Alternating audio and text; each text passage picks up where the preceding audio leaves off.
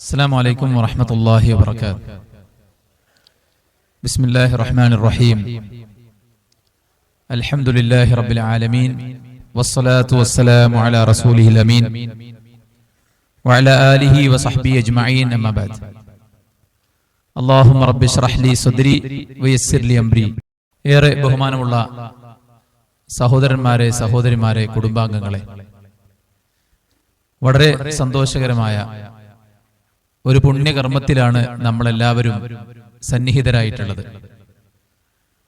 നമുക്കെല്ലാവർക്കും അറിയാവുന്ന പോലെ അഞ്ചരക്കണ്ടി കല്ലായി സ്വദേശി മുസ്തഫ MP സാഹിബിന്റെ മകൻ മുഹമ്മദ് റാഹിൽ SP-യും ഇരിക്കൂർ സ്വദേശി നടുക്കണ്ടി അയ്യൂബ് സാഹിബിന്റെ മകൾ ഫാത്തിമ AP-യും തമ്മിൽ ഒരു സ്വർണ്ണാഭരണം മഹർ നിശ്ചയിച്ച് നിക്കാഹ് ചെയ്യപ്പെടുന്ന സദസ്സിൽ അവർക്ക് വേണ്ടി പ്രാർത്ഥിക്കാനും ഈ സന്തോഷത്തിൽ പങ്കുകൊള്ളാനും വേണ്ടിയാണ് നമ്മൾ എല്ലാവരും ഇവിടെ ഇരിക്കുന്നത്. അല്ലാഹു ഒരു മനുഷ്യനെ സംബന്ധിച്ചിടത്തോളം അയാൾക്ക് വിദ്യാഭ്യാസവും സമ്പത്തും സൗകര്യങ്ങളും സമൂഹത്തിൽ സ്ഥാനമാനങ്ങളും എല്ലാം ഉണ്ടെങ്കിലും ഒരു കുടുംബം ഉണ്ടാവുക എന്നത് വളരെ അനിവാര്യമാണ്. ഒരു വ്യക്തിയെ സംബന്ധിച്ച് അയാൾ അനുഭവിക്കുന്ന മാനസിക, ശാരീരിക, സാമ്പത്തികമായ ഒരുപാട് പ്രശ്നങ്ങൾ, അതിൽ അയാൾക്കൊരു കൂട്ട് വേണം, ഒരു ഇണ വേണം, ഒരു തുണ വേണം. വാർദ്ധക്യത്തിന്റെ അങ്ങേ ദശകത്തിൽ നമ്മെ പരിപാലിക്കാൻ, നമ്മുടെ മരണശേഷവും നമുക്ക് ഉപകാരപ്രദമായിട്ടുള്ള മക്കൾ ആവശ്യമാണ്. അങ്ങനെ തുടങ്ങി ഈ ദുനിയാവിലെ ജീവിതം കൊണ്ട് നമുക്ക് നേടാനുള്ള സ്വർഗം, അത് നേടിയെടുക്കാൻ വിശുദ്ധമായ ഒരു ജീവിതം മരണം വരെ കൊണ്ടുപോവുക എന്നത് വളരെ അനിവാര്യമാണ്. ആ ഒരു ഘട്ടത്തിലും ഒരു ഇണയെ സ്വീകരിച്ച് ജീവിതത്തിൽ പടച്ചറബിന്റെ കൽപ്പനകൾ പാലിച്ചുകൊണ്ട് മുന്നോട്ട് പോവുക എന്നത് പടച്ചറബ് ഈ മതത്തിന്റെ വലിയൊരു അനുഗ്രഹമായി നമുക്ക് വെച്ച ഒരു കാര്യമാണ്.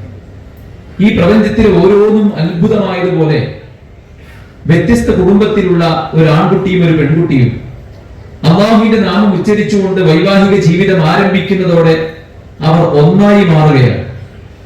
അതുവരെ രണ്ടായിരുന്നവർ പിന്നീട് ഒന്നായി ജീവിക്കുകയും എല്ലാം പരസ്പരം പങ്കുവെച്ച് ഇണയും തുണയുമായി പരസ്പരം ഖുർആൻ പറഞ്ഞതുപോലെ ഹുന്ന ലിബാസുൽ ലക്കും വഅൻതും ലിബാസുൽ ലഹുന്ന, പരസ്പരം വസ്ത്രമായി മുന്നോട്ട് പോകുന്ന വല്ലാത്തൊരു അത്ഭുതം. വിശുദ്ധ ഖുർആൻ പടച്ച റബ്ബിന്റെ ഒരുപാട് അത്ഭുതങ്ങൾ എടുത്തു പറഞ്ഞപ്പോ അതിൽ പ്രത്യേകമായി എടുത്തു പറഞ്ഞതാണ് വമിൻ ആയാതിഹി അൻ ഖലഖലകും മിൻ അൻഫുസികും അസ്വാജ. ഇണകളായി ജീവിക്കാനുള്ള മനുഷ്യന്റെ ആ ഒരു വികാരം എന്ന് പറയുന്നത് അള്ളാഹുവിന്റെ ദൃഷ്ടാന്തങ്ങളിൽപ്പെട്ടതാണ്. യാതൊരു തരത്തിലുമുള്ള അറപ്പോ വെറുപ്പോ ഇല്ലാതെ ഒന്നായി കണ്ട് മരണം വരെ ജീവിക്കാനുള്ള വല്ലാത്തൊരു മനസ്സ് പടച്ച റബ്ബ് നമുക്ക് എല്ലാവർക്കും നൽകിയിട്ടുണ്ട്. പലപ്പോഴും വൈവാഹിക ജീവിതം എന്ന് കേൾക്കുമ്പോൾ ഇന്ന് വിവാഹത്തെ നിരുത്സാഹപ്പെടുത്താൻ ഇവിടുത്തെ സോഷ്യൽ മീഡിയകളും ഇവിടുത്തെ താരപരിവേഷം അണിഞ്ഞിട്ടുള്ള ഇൻഫ്ലുവൻസേഴ്സ് എന്ന പേര് സ്വീകരിച്ചിട്ടുള്ള പലരും പരിശ്രമിച്ചുകൊണ്ടിരിക്കുകയാണ്. കാരണം കുടുംബം എന്ന വ്യവസ്ഥ ഇവിടെ തകർക്കപ്പെട്ടാൽ മനുഷ്യർക്കിടയിൽ അസ്വസ്ഥതയും പ്രയാസങ്ങളും ബുദ്ധിമുട്ടുകളും അധാർമികതയും പെരുകും എന്നത് യാതൊരു സംശയവുമില്ല. അത്തരം അധാർമികതകളെ വിറ്റ് കാശാക്കി തങ്ങളുടെ പോക്കറ്റ് വീർപ്പിക്കാൻ ശ്രമിക്കുന്ന എല്ലാവർക്കും സമാധാനപൂരിതമായ ദാമ്പത്യ ജീവിതം നടന്നു കാണുക എന്നത് വലിയ തലവേദനയാണ്. അതുകൊണ്ട് തന്നെയാണ് നമ്മുടെ പുതുതലമുറയുടെ പാഠ്യപദ്ധതിയിൽ ഉൾപ്പെടെ കുടുംബമെന്ന വ്യവസ്ഥക്കെതിരെ പലതരത്തിലുള്ള ആശയങ്ങൾ കൊണ്ടുവന്നിട്ടുള്ളത്. ലൈംഗിക വൈകൃതങ്ങളെ പോലും മനുഷ്യന്റെ പ്രകൃതമായി ചിത്രീകരിക്കുകയും അത് മാനുഷികമാണെന്നും സയന്റിഫിക് ആണെന്നും ഓരോരുത്തർക്കും വ്യത്യസ്ത അഭിരുചിയാണ് ഉണ്ടാവുക എന്നും അതിനെല്ലാമുള്ള സ്വാതന്ത്ര്യം ഇവിടെ ഉണ്ടെന്നും ഒരാളും മറ്റൊരാളോട് നന്ദി കാണിക്കുകയോ ഒരാളോടും മറ്റൊരാൾക്ക് ഏതെങ്കിലും തരത്തിലുള്ള കമ്മിറ്റ്മെന്റ് ഉണ്ടാവുകയോ ചെയ്യേണ്ടതില്ല എന്നും ഓരോരുത്തർക്കും തോന്നുന്നത് എന്താണോ അവർ ചെയ്യട്ടെ എന്നുമുള്ള തത്വങ്ങൾക്ക് പുതിയ പുതിയ പേരുകളും പുതിയ ചില അക്ഷര കൂട്ടുകളും ഒക്കെ സ്വീകരിക്കുമെങ്കിലും അതെല്ലാം മൊത്തത്തിൽ കുടുംബ വ്യവസ്ഥയെ തല്ലി തകർക്കാനുള്ള പരിശ്രമങ്ങളാണ്. ഒരു കുട്ടി അവൻ വളർന്നു വരേണ്ടത് നല്ല ദീനിയായ ഒരു അറ്റ്മോസ്ഫിയറിലാണ്. എങ്കിൽ മാത്രമാണ് അവന് ഉപകാരപ്പെടുകയുള്ളൂ, അവൻ ജീവിക്കുന്ന കുടുംബത്തിന് ഉപകാരപ്പെടുകയുള്ളൂ, അവനെ കൊണ്ട് ഈ സൊസൈറ്റിക്ക് വല്ല ഉപകാരവും ലഭിക്കണമെങ്കിൽ ദീനീ ബോധമുള്ള ഒരു കുടുംബത്തിൽ അവൻ പിറക്കണം. അതുകൊണ്ട് തന്നെ ഇസ്ലാം പറഞ്ഞത് ദീനിന് നിങ്ങൾ പ്രാമുഖ്യം കൊടുക്കണമെന്നാണ്. ഈ വൈവാഹികമായ ഈ സദസ്സ് ഇവിടെ ഏറ്റവും മനോഹരമായി നടക്കുമ്പോൾ നമുക്ക് ആർക്കും ഒരു വിഷമമില്ല. ഇവിടെ ഏതെങ്കിലും തരത്തിലുള്ള കാട്ടിക്കുട്ടലുകളോ ജാടകളോ മ്യൂസിക്കിന്റെ അകമ്പടിയോ കരിമരുന്ന് പ്രയോഗമോ ഒന്നുമില്ലാതെ ഇവിടെ ഒരു നിക്കാഹ് നടക്കുമ്പോ ഇതിനുള്ള ഏറ്റവും വലിയ പോസിറ്റീവ് എന്ന് പറയുന്നത് പടച്ച റബ്ബിന് ഈ സന്തോഷത്തിന്റെ മുഹൂർത്തത്തിലും നമ്മൾ ഒരു ഇമ്പോർട്ടൻസ് കൊടുത്തു എന്നുള്ളതാണ്. അള്ളാഹു സ്വീകരിക്കുമാറാകട്ടെ. ഒരുപാട് ആളുകൾ വൈവാഹിക ഈ ഇതുപോലത്തെ ഒരു നിമിഷത്തിന് വേണ്ടി പ്രാർത്ഥനയോടെ കാത്തിരിക്കുന്നുണ്ട്. പ്രത്യേകിച്ച് യുവാക്കൾ എല്ലാ യോഗ്യതകളും ഒത്തിണങ്ങി വന്നിട്ടും അവർക്ക് പറ്റിയ ഒരു ഇണയെ ലഭിക്കാത്തൊരു സാഹചര്യം നമ്മുടെ ചുറ്റുപാടിൽ നിന്നുണ്ട്. ഇവിടെ പടച്ച റബ്ബ് നമുക്കൊരു വിവാഹത്തിനുള്ള അവസരം തുറന്നു തരുമ്പോ മനസ്സറിഞ്ഞ് അൽഹംദുലില്ലാഹ് പറയാനും അല്ലാഹുവിനെ സ്തുതിക്കാനും അല്ലാഹുവിന് ശുക്റുള്ള ഒരു മനസ്സോടുകൂടെ വൈവാഹിക സദസ്സിനെ മുന്നോട്ട് കൊണ്ടുപോകാനുമാണ് നമ്മൾ പരിശ്രമിക്കേണ്ടത്.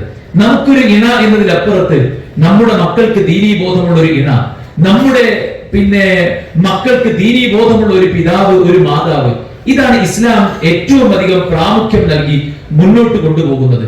വൈവാഹിക ജീവിതത്തിൽ പലതരത്തിലുള്ള പ്രയാസങ്ങളും ബുദ്ധിമുട്ടുകളും എല്ലാം ഇന്ന് നമ്മൾ കണ്ടുകൊണ്ടിരിക്കുന്നുണ്ട്. ഇത്രയെല്ലാം അത്ഭുതമായ, ഇത്രയെല്ലാം ആശ്ചര്യജനകമായ ഒരു വൈവാഹിക രംഗം ഇന്ന് വലിയ പ്രയാസങ്ങളുടെയും നിരന്തരമായിട്ടുള്ള കലഹങ്ങളുടെയും വക്കാണങ്ങളുടെയും പിണക്കങ്ങളുടെയും വേദിയായിട്ട് മാറുകയാണ്. വിവാഹ പൂർവ്വ ബന്ധങ്ങൾ വർദ്ധിച്ചുകൊണ്ടിരിക്കുന്നു, ഒളിച്ചോട്ടങ്ങൾ പെരുകിക്കൊണ്ടിരിക്കുന്നു, ഡിവോഴ്സ് കേസുകൾ ധാരാളമായി വർദ്ധിച്ചുകൊണ്ടിരിക്കുന്നു. എന്തുകൊണ്ടാണ് എന്ന് നമ്മൾ പരിശോധിക്കേണ്ടതുണ്ട്. അവിടെ ഏറ്റവും പ്രധാനപ്പെട്ട ഒരു കാരണം എന്ന് പറയുന്നത് അല്ലാഹുവിന്റെ ദീനിനെ മാറ്റിവെച്ചുള്ള ജീവിതം. എവിടെ നമ്മൾ ആരംഭിക്കുന്നോ അവിടെ നമുക്ക് അസ്വസ്ഥത ഉണ്ടാകും. അത് നമ്മുടെ കുടുംബത്തിലാകട്ടെ, ബിസിനസ്സിലാകട്ടെ, മറ്റേത് രംഗത്താകട്ടെ. കാരണം നാം ഇല്ലാത്ത കാലത്ത് നമുക്ക് വേണ്ടതെല്ലാം സംവിധാനിച്ച ഒരു പടച്ചവനുണ്ട്. സുഹൃത്തുക്കളെ, നമുക്ക് നമ്മുടെ വിദ്യാഭ്യാസവും നമ്മുടെ സമ്പത്തും നമ്മുടെ വീടും നമ്മുടെ മറ്റു കാര്യങ്ങളെ കുറിച്ചും ഒക്കെ പ്രൗഢി പറയാം. പക്ഷേ ഇതൊന്നും ഇല്ലാത്ത ഒരു കാലം നമുക്ക് ഉണ്ടായിരുന്നു. അവിടെ നിന്ന് നമ്മളെ പടച്ചവൻ ഉണ്ടാക്കി നമുക്ക് വേണ്ട സംവിധാനങ്ങളെല്ലാം ഇവിടെ ഒരുക്കി തന്നു. ആ പടച്ചവൻ ചെയ്തു തന്ന ഏതെങ്കിലും ഒരു കാര്യത്തിൽ ലോജിക്കില്ലെന്ന് പറയാൻ ആർക്കെങ്കിലും സാധിക്കുമോ? കിഴക്കുതിച്ച് സൂര്യൻ പടിഞ്ഞാറ് പോയി അസ്തമിക്കുന്നു. ഈ പ്രപഞ്ചത്തിലെ വെള്ളം ആകാശത്തേക്ക് ബാഷ്പീകരിച്ച് കാർമേഘങ്ങളിൽ വെച്ച് പ്യൂരിഫൈ ചെയ്ത് ശുദ്ധജലമായി ഭൂമിയിലേക്ക് ഇറങ്ങി അത് ഭൂമി വലിച്ചെടുത്ത് വിത്തിനെ മുളപ്പിച്ച് നമുക്ക് വേണ്ട എല്ലാ തരത്തിലുമുള്ള ഭക്ഷ്യപദാർത്ഥങ്ങൾ ഈ ഭൂമി ഉൽപ്പാദിപ്പിക്കുന്നു. ആർക്കെങ്കിലും ലോജിക് ഇല്ല എന്ന് തോന്നിയിട്ടുണ്ടോ?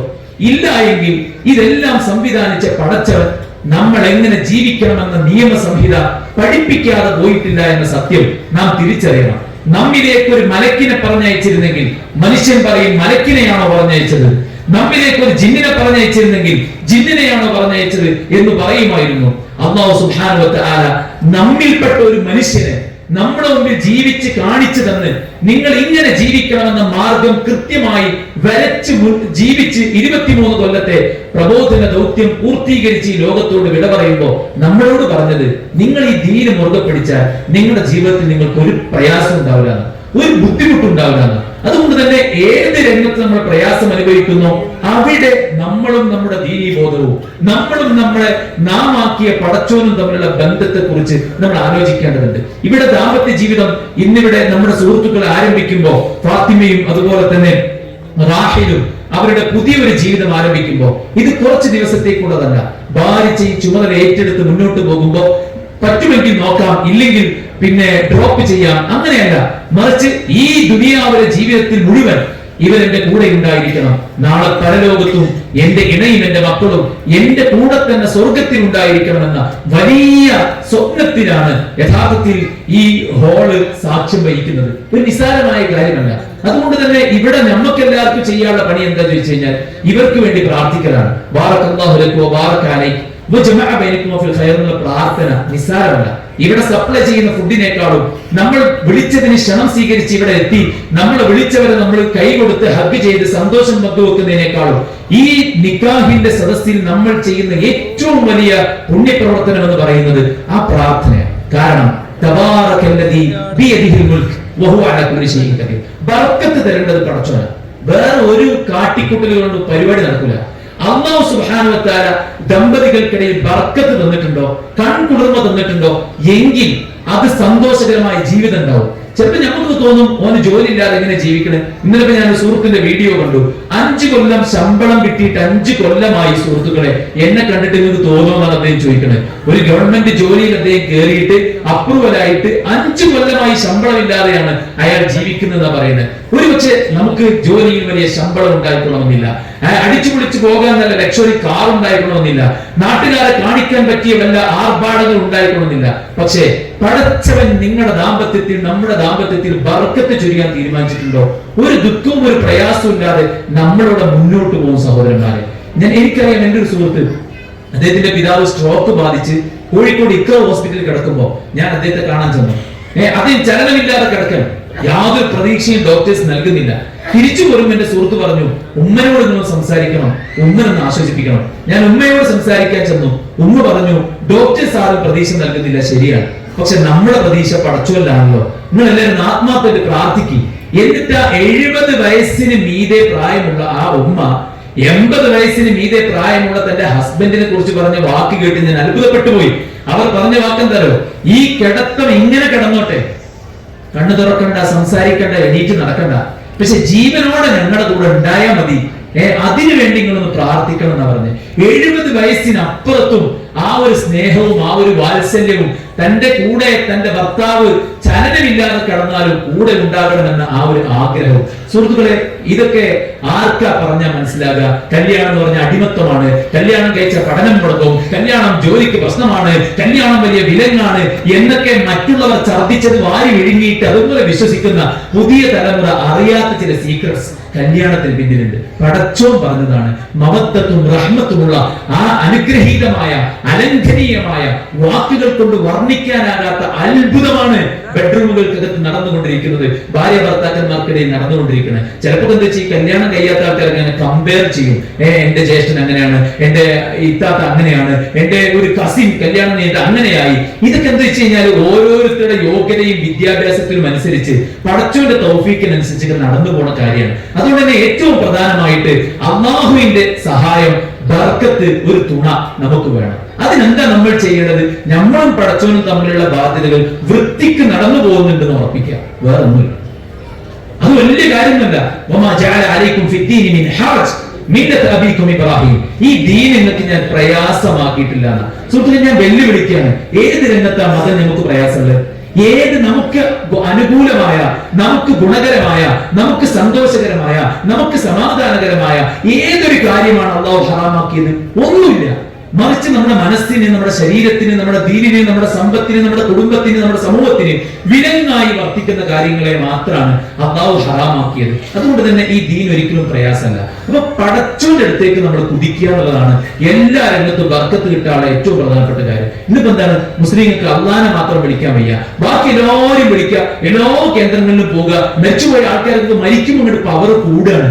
എന്നാൽ പടച്ചോൻ എന്ത്? പടച്ചോനോട് ചോദിച്ചാലേ വളരെ വൈകിയേ കിട്ടുള്ളൂ എന്ന മൂഢൻ ധാരണയുമായി വിശ്വാസമായിട്ട് മുന്നോട്ട് പോകുമ്പോ, സുഹൃത്തുക്കളെ, റസൂൽ പറഞ്ഞൊരു കാര്യം തന്നെയല്ലേ, എന്റെ ഉമ്മത്ത് അവസാനമാകുമ്പോ വിശ്വാസ രംഗത്ത് വലിയ അപജയം അവർക്ക് സംഭവിച്ചു പോകുമെന്ന റസൂലിന്റെ ആ പ്രവചനമല്ലേ നടന്നുകൊണ്ടിരിക്കുന്നത്. അതുകൊണ്ട് എല്ലാറ്റിനും കഴിവുള്ള, എല്ലാം നമുക്ക് നൽകിക്കൊണ്ടിരിക്കുന്ന, എല്ലാം നൽകാൻ ശേഷിയുള്ള ഒരു പടച്ചോ, നമുക്കിപ്പോ എന്താണ്, ഒരു രോഗം മാറാൻ ഡോക്ടറെ പോയി കാണണം, മെഡിസിൻ കഴിക്കണം, ഇതൊക്കെയല്ലേ നമുക്ക് അറിയുന്ന കാര്യം. എന്നാൽ അതല്ലാത്ത വഴികളിലൂടെ നമ്മളെ സഹായിക്കാൻ അള്ളാഹ്ക്ക് പറ്റും. നമ്മൾ കണക്കൂട്ടാത്ത വഴിയിൽ നമ്മളെ സഹായിക്കാൻ അള്ളാഹ്ക്ക് പറ്റും. മത്സ്യത്തിന്റെ വയറ്റിൽ നിന്ന് യൂനുസ് നബി എങ്ങനെ രക്ഷപ്പെട്ടു? വർഷങ്ങളായി രോഗത്തിൽ കിടന്ന അയ്യൂബ് നബി എങ്ങനെ രക്ഷപ്പെട്ടു? അതല്ലേ പ്രാർത്ഥനയുടെ അത്ഭുതം. അതുകൊണ്ട് തന്നെ പടച്ച റബ്ബിനെ മാത്രം ആരാധിച്ച് അവനുള്ള നിസ്കാരവും ദിക്റും ദുആയും അവനെ സൂക്ഷിച്ചും മുന്നോട്ട് പോകുമ്പോൾ ഖൈറും ബർക്കത്തും ഉണ്ടാവും. ഇതിന്റെ ഒരു വർത്താനല്ല, ഖുർആന്റെ വാക്കാണ്. അല്ലാഹുവിനെ സൂക്ഷിച്ച് ജീവിക്കുന്നോ, എല്ലാ രംഗത്തും, നമ്മുടെ കാഴ്ചയും നമ്മുടെ കേൾവിയും നമ്മുടെ ചിന്തയും, നമ്മൾ സോഷ്യൽ മീഡിയ ഉപയോഗിക്കുന്നിടത്ത്, നമ്മുടെ ഫ്രണ്ട്ഷിപ്പുകൾ കാത്തു സൂക്ഷിക്കുന്നിടത്ത്, നമ്മൾ ഡ്രസ്സ് ധരിക്കുന്നിടത്ത്, എല്ലായിടത്തും പടച്ചോനൊരു പ്രിഫറൻസ് നമ്മൾ കൊടുക്കുന്നുണ്ടെങ്കിൽ അതിന്റെ ഖൈറും ബർക്കത്തും ഇൻഷാ അല്ലാഹ് നമുക്കുണ്ടാകും. ഇവിടെ ഫാത്തിമക്കും റാഹിലിനും അതിന് സാധിക്കട്ടെ എന്ന് പ്രാർത്ഥിക്കുകയാണ്. റസൂൽ പറഞ്ഞു, നല്ല ഭർത്താവ്, നല്ല ഭാര്യ, അവരാരാണ്? ഒരുമിച്ച് നിസ്കരിക്കുക. ആദ്യം ഉണർന്നത് ഭർത്താവാണ്, അയാൾ ഭാര്യയെ വിളിച്ചുണർത്തുന്നു. രണ്ടാമത്തെ ദിവസം ആദ്യം ഉണർന്നത് ഭാര്യയാണ്, അവൾ ഭർത്താവിനെ വിളിച്ചുണർത്തി രണ്ടുപേരും നിസ്കരിക്കുന്നു. അവർക്ക് അള്ളാഹു ഖൈർ ചൊരിയട്ടെ എന്ന് റസൂൽ പ്രാർത്ഥിച്ച. അതുകൊണ്ട് പടച്ചോനുള്ള കാര്യങ്ങളിൽ യാതൊരു അമാന്തവും കാണിക്കാതെ കൃത്യമായിട്ട് നിർവഹിച്ചു പോകുക എന്നുള്ളത്. അൽഹംദുലില്ലാ നമ്മളിപ്പോ അസർ ജമാഅത്ത് നിസ്കരിച്ചിട്ടാണ്, ഈ ബുയാപ്പിളി അവിടെ ഉണ്ടായിരുന്നു, നമ്മൾ എല്ലാവരും അവിടെ ഉണ്ടായിരുന്നു. അൽഹംദുലില്ലാ അത് നിലനിർത്തട്ടെ. ജമാഅത്ത് പങ്കെടുത്തിട്ടാണ് നമ്മൾ ഈ ഒരു നിക്കാഹിന് വേണ്ടി വന്നിട്ടുള്ളത്. ഒരു ജമാഅത്ത് നമുക്ക് നഷ്ടപ്പെടാൻ പാടില്ല. ഒരു ദിക്റും ഒരു ദിവസം ഒരു പേജെങ്കിലും ഖുർആൻ ഓതാത്ത ഒരു അവസ്ഥ ഉണ്ടാകാൻ പാടില്ല. അതൊക്കെ തന്നെ ഞങ്ങൾ വീട്ടിലെ കയ്യിലും പത്തതും മിസ്സാൻ. കാരണം എന്താ, പണ്ടൊക്കെ ഖുർആൻ ഓതുന്നത് ഇപ്പൊ എല്ലാവരുടെ കയ്യിലും ഫോണാണ്. അത് ഖുർആൻ ഓതാനും വയ്യ, ഖുർആൻ ഓതാൻ അറിയില്ല. അതൊക്കെ മാറി വന്ന് ദീനിന്റെ കാര്യങ്ങൾ നമ്മുടെ കുടുംബത്തിൽ ഉണ്ടാകണം. അതാണ് ഒന്നാമത്തെ കാരണം. രണ്ടാമത്തെ വിഷയം എന്താ വെച്ച് കഴിഞ്ഞാല് അള്ള തരേണ്ട ഭാഗം ക്ലിയർ ആക്കുന്നതോടൊപ്പം നമ്മൾ രണ്ട് മനുഷ്യന്മാരാണ്. കല്യാണം കഴിക്കപ്പെടുന്നത് ഒരാണും ഒരു പെണ്ണാണ്. നമ്മൾ എങ്ങനെ ജീവിക്കണം? നമ്മൾ ഏത് സിനിമ എടുത്താലും ഏത് പിന്നെ ദൃശ്യങ്ങൾ എടുത്താലും ഏത് കഥ വായിച്ച് പ്രാക്ടീസ് ചെയ്താലും നമുക്ക് അബദ്ധം സംഭവിക്കും. അബദ്ധം സംഭവിക്കാതെ നമുക്ക് ഫോളോ ചെയ്യാൻ പറ്റിയ നല്ലൊരു ദാമ്പത്യ ജീവിതം മുത്തു മുഹമ്മദ് മുസ്തഫ സല്ലല്ലാഹു അലൈഹി വസല്ലമയുടെ ജീവിതമാണ്. ആ ജീവിതം നമ്മൾ പരിശോധിച്ച് നോക്കിയാൽ തന്റെ ഭാര്യമാരെ എങ്ങനെ ഡീൽ ചെയ്യണം, തന്റെ ഇണകളോട് എങ്ങനെ വർത്തിക്കണം, വളരെ കൃത്യമായിട്ട് നമുക്കതൊരു മാതൃക കാണാൻ സാധിക്കും. അത്രയും സ്നേഹത്തോടെയും വാത്സല്യത്തോടെയും അനുകമ്പയോടെയും ബഹുമാനത്തോടെയുമാണ് റസൂൽ കരീം സല്ലല്ലാഹു അലൈഹി വസല്ലം ഭാര്യമാരെ പെരുമാറിയിട്ടുള്ളത്. രാവിലെയും വൈകുന്നേരം അവരെ സന്ദർശിക്കുമായിരുന്നു, അവർക്ക് വേണ്ടി ആത്മാർത്ഥത പ്രാർത്ഥിക്കുമായിരുന്നു, അവർക്ക് വിഷമമുണ്ടാവും അവരെ ചേർത്ത് പിടിക്കുകയായിരുന്നു. അവരുടെ മനസ്സിൽ ചെറിയൊരു നീരസം ഉണ്ടെന്നവരുടെ മുഖത്ത് കാണുമ്പോൾ പ്രവാചകൻ അത് ഐഡന്റിഫൈ ചെയ്യായിരുന്നു. അവർക്ക് ദേഷ്യം പിടിക്കുമ്പോൾ റസൂലുള്ളാഹി തടുക്കുമായിരുന്നു. മനസ്സിലായില്ലേ? അവർക്ക് എന്തെങ്കിലുമൊക്കെ കുറവുകൾ ഉണ്ടാകുമ്പോൾ സ്നേഹത്തോടെ തിരുത്തി കൊടുക്കുക. ഒറ്റയടിക്ക് നമ്മൾ നിർത്താൻ ശ്രമിച്ചു കഴിഞ്ഞാൽ പൊട്ടിപ്പോകും. റസൂലുള്ളാഹി വാരിയലിലാണ് അല്ലെ? അതുകൊണ്ട് തന്നെ വളരെ അവരെ ബോധ്യപ്പെടുത്തിക്കൊണ്ട് റസൂലുള്ളാഹി സ്വല്ലല്ലാഹു അലൈഹി വസല്ലം അവരെ തിരുത്തി കൊടുക്കുമായിരുന്നു. ആ ഒരു നിലക്ക് മാതൃകാപരമായ ഇപ്പൊ ഞാൻ ഇന്നലെ പിന്നെ കുറച്ച് പെൺകുട്ടികൾക്ക് ക്ലാസ് എടുത്തപ്പോ ഞാൻ അവരോട് പറഞ്ഞു, നിങ്ങൾ കേൾക്കുന്ന പോലെയല്ല ദാമ്പത്യ ജീവിതം എന്ന് പറഞ്ഞാൽ. ഒരു ദീനീ ബോധമുള്ള ഒരു ചെക്കനെ നിങ്ങൾക്ക് ഇണയായി കിട്ടിയാൽ അന്ന് നിങ്ങൾക്ക് മനസ്സിലാവും ഈ പറയുന്ന ഫെമിനിസ്റ്റുകളും എത്തിസ്റ്റുകളും ലിബറലിസ്റ്റുകളും ഒക്കെ തനിച്ച നുണയായിരുന്നു ഇത്രയും കാലം പറഞ്ഞത് നിങ്ങൾക്ക് മനസ്സിലാവും. കാരണം ദീനീ ബോധമുള്ള ഒരു നല്ല ഇണ, പ്രവാചകന്റെ ദാമ്പത്യം പഠിച്ച് സ്വന്തം ഭാര്യയെ ട്രീറ്റ് ചെയ്യുന്ന ഒരു ഇണ എന്ന് പറഞ്ഞാൽ ഈ ദുനിയാവിലെ സ്വർഗ്ഗമാണ്. അത് പെണ്ണാണെങ്കിൽ അങ്ങനെ തന്നെയാണ് അല്ലെ? മറഅത്തുൻ സ്വാലിഹയാണ് ഈ ദുനിയാവിലെ ഏറ്റവും വലിയ സമ്പാദ്യം. അതുകൊണ്ട് ഇവിടെ വിവാഹിതരാകുന്ന ഫാത്തിമയോടും റാഹിലിനോടും പറയേണ്ടത് നല്ലൊരു ഭർത്താവ് എങ്ങനെയായിരിക്കണം, നല്ലൊരു ഭാര്യ എങ്ങനെയായിരിക്കണം. രണ്ടാളും പഠിക്കണം. എന്നിട്ട് അത് സ്വന്തം ജീവിതത്തിൽ പ്രാക്ടിക്കലാക്കി കൊണ്ടുപോകാൻ ശ്രമിക്കാനുള്ള. അവിടെ ഇവിടെ കേട്ട കാര്യങ്ങളല്ല ഒരിക്കലും നമ്മൾ പ്രാക്ടിക്കൽ ആക്കേണ്ടത്. മറിച്ച് പഠിച്ചറിഞ്ഞുകൊണ്ട് നമ്മൾ ദാമ്പത്യത്തെ മുന്നോട്ട് കൊണ്ടുപോകാൻ ശ്രമിച്ചു കഴിഞ്ഞാൽ ഈ ദുനിയാവിൽ ഇത്ര സുഖവും സന്തോഷവുമുള്ള ഒരു കാര്യം ഉണ്ടോ നമുക്ക് അത്ഭുതപ്പെട്ടു പോകും. അത്രയും സന്തോഷകരമായ ഒന്നായിരിക്കും ദാമ്പത്യ ജീവിതം എന്ന് പറയുന്നത്. പരസ്പര സ്നേഹം തന്നെയാണ്. സ്നേഹിച്ചാൽ പിരിയാൻ കഴിയൂല. മനസ്സിലായില്ലേ? ഭാര്യ ഭർത്തൃ ബന്ധം എന്ന് പറഞ്ഞാൽ ആ ഒരു അൺകണ്ടീഷണൽ ലവ് ആണ് അവർക്കിടയിൽ ഉണ്ടായിരിക്കേണ്ടത്. പണമോ വിദ്യാഭ്യാസമോ സൗന്ദര്യമോ അതൊന്നുമല്ല. പടച്ചവൻ എനിക്ക് ഇണയാക്കി തന്ന എന്റെ ഇണയാണിവൾ, എന്റെ ഭർത്താവാണിവൾ, ആ ഒരു സ്നേഹം നമുക്കുണ്ടെങ്കിൽ പിന്നെ ഒരു പ്രശ്നമില്ല. ഇവിടെ കല്യാണം കഴിച്ചു കൊടുക്കുമ്പോ വലിയമാര് രക്ഷിതാക്കളൊക്കെ ഭയങ്കര സന്തോഷത്തിലാണ്. ഇനി അവളെ കാര്യം ഞാൻ നോക്കണ്ടല്ലോ എന്നുള്ളതാണ്. 10-20 കൊല്ലം ഒരു പെൺകുട്ടിയെ പൊന്നുപോലെ പോറ്റിയിട്ട് ഇവിടെ റാഹിലിന്റെ കയ്യിൽ ഏൽപ്പിക്കുമ്പോൾ റാഹിൽ മനസ്സിലാക്കേണ്ടത് ഇത് ഭാരിച്ച ചുമതലയാണ്, ഭാരിച്ച അമാനത്താണ്. ഇതൊരിക്കലും ഒരു കുട്ടിക്കളിയല്ല.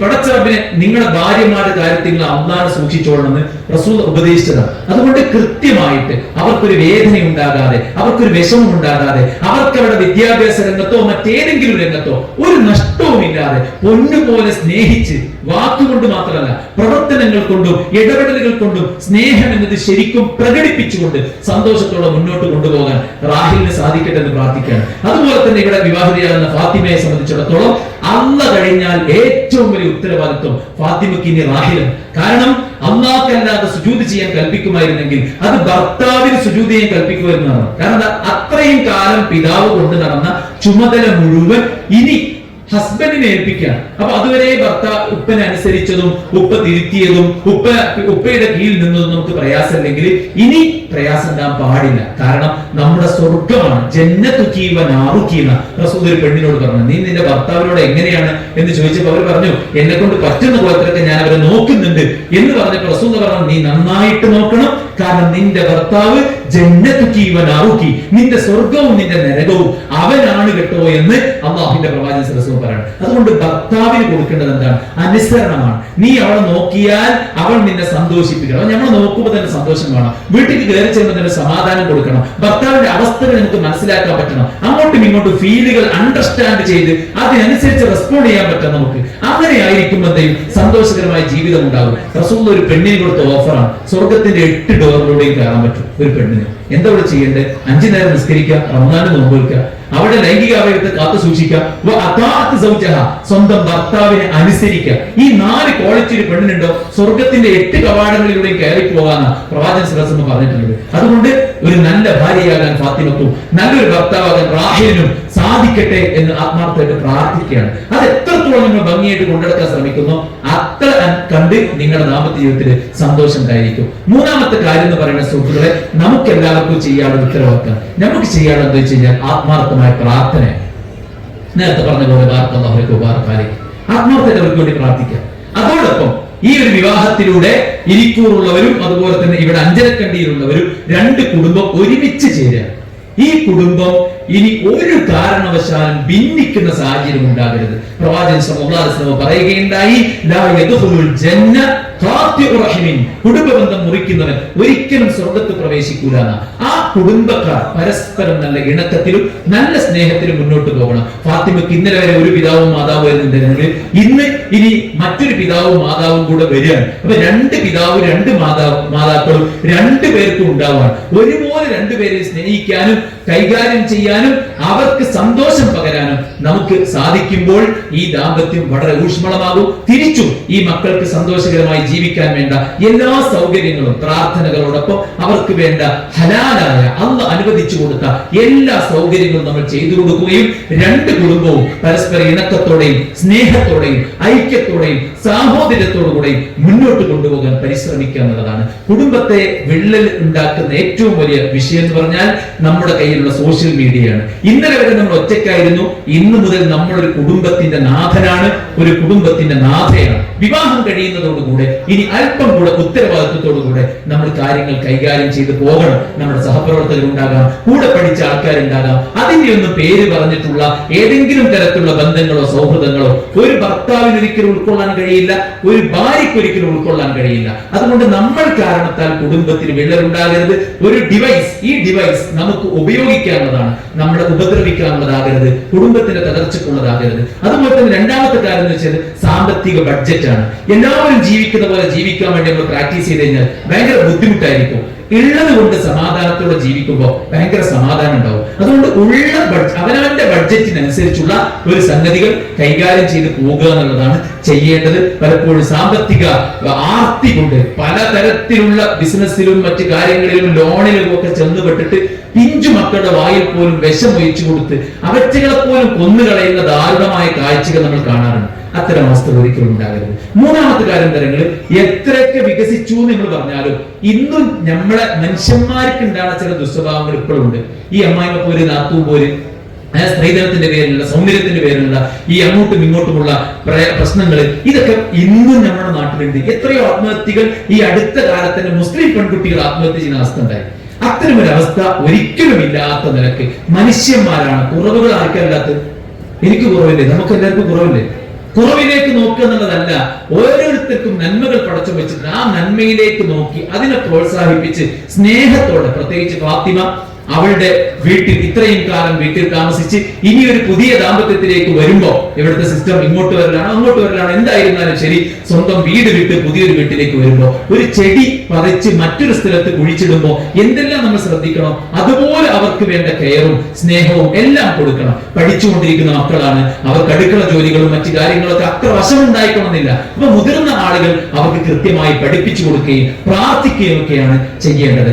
നാലാമത്തെ ഒരു കാര്യം, നമ്മുടെ സമൂഹം അനുഭവിച്ചുകൊണ്ടിരിക്കുന്ന പലതരത്തിലുള്ള ജീർണതകൾ, ലഹരിയും മറ്റു കാര്യങ്ങളൊക്കെ അത് കുടുംബത്തെയാണ് ആദ്യം ബാധിക്കുക, പിന്നെയാണ് അത് സമൂഹത്തെ ബാധിക്കുക. അതുകൊണ്ട് അത്തരം ഹറാമുകളിൽ നിന്നൊക്കെ പൂർണ്ണമായിട്ട് മാറി നിന്ന് പടച്ച റബ്ബിന് വഴിപ്പെട്ട് വളരെ സ്നേഹത്തോടെയും പരസ്പരം അങ്ങോട്ടും ഇങ്ങോട്ടും അണ്ടർസ്റ്റാൻഡ് ചെയ്ത് മനസ്സിലാക്കി പറയാനുള്ളതൊക്കെ അങ്ങോട്ടും ഇങ്ങോട്ടും ഓപ്പണായി ഇഷ്ടാനിഷ്ടങ്ങൾ പറഞ്ഞ് ഹറാമായ കാര്യങ്ങളൊന്നും പറയാത്ത നിലക്ക് തന്നെ സന്തോഷത്തോടെ പടച്ച റബ്ബ് നമുക്ക് വെച്ചിട്ടുള്ള നിയമങ്ങൾക്കുള്ളിൽ ഒതുങ്ങി നിന്ന് ജീവിക്കാൻ ഇവിടെ ഫാത്തിമക്കും നിക്കാഹിനും അള്ളാഹു എല്ലാവിധ സൗഭാഗ്യവും നൽകി അനുഗ്രഹിക്കുമാറാവട്ടെ. അവരിൽ നിന്ന് അള്ളാഹു സുബ്ഹാനഹു വ തആല നല്ല സന്താനങ്ങൾക്ക് ജന്മം നൽകുമാറാവട്ടെ. ഈ ഒരു നിക്കാഹിലൂടെ രണ്ട് കുടുംബവും എന്ത് സന്തോഷവും സമാധാനവുമാണോ ആഗ്രഹിച്ചത് അതിനേക്കാൾ കൂടുതൽ എക്സ്പെക്ടേഷന്റെ മീതെ പടച്ചിറപ്പ് സന്തോഷവും സമാധാനവും ഇവർക്ക് രണ്ടുപേർക്കും നൽകുമാറാവട്ടെ. നമുക്ക് എല്ലാവർക്കും അല്ലാഹു സന്തോഷകരമായ ജീവിതം ഇവിടെയും ഖബറിലും പരലോകത്തും നൽകുമാറാവട്ടെ. ഇവിടെ ഉണ്ടാകേണ്ടിയിരുന്ന പല ആളുകളും രണ്ട് കുടുംബത്തിലെയും ഒരുപാട് മെമ്പർമാർ അവർക്ക് എന്ന് ഖബറിലാണ്. ഇവിടെ വരാൻ ആഗ്രഹിച്ചവരായിരിക്കാം പലരും. അവർ രോഗികളാണ്. രോഗികൾക്ക് അല്ലാഹു ശിഫാവിനെ ആജിൽ സമ്മാനിക്കട്ടെ. നമ്മൾ മരിച്ചു കഴിഞ്ഞവർക്ക് അല്ലാഹു മഗ്ഫിറത്തും മർഹമത്തും നൽകുമാറാവട്ടെ. ഏറ്റവും സമാധാനകരമായി സന്തോഷകരമായി പരസ്പര സ്നേഹത്തോടെയും ഇണക്കത്തോടെയും സൗഹാർദ്ദത്തോടെയും പിണക്കങ്ങളൊന്നുമില്ലാതെ എല്ലാ പിണക്കങ്ങളും മറന്ന് സ്നേഹത്തോടെ മുന്നോട്ട് പോകാൻ പടച്ചറബ് സുബ്ഹാനഹു വ തആല നമുക്ക് എല്ലാവർക്കും തൗഫീഖ് നൽകി അനുഗ്രഹിക്കുമാറാവട്ടെ. വഅഖൂലു ഖൗലി ഹാദാ വഅസ്തഗ്ഫിറുല്ലാഹ ലി വലക്കും ഫസ്തഗ്ഫിറൂഹു ഇന്നഹു ഹുവൽ ഗഫൂറുർ റഹീം. വസ്സലാമു അലൈക്കും വറഹ്മത്തുള്ളാഹി വബറകാതുഹു.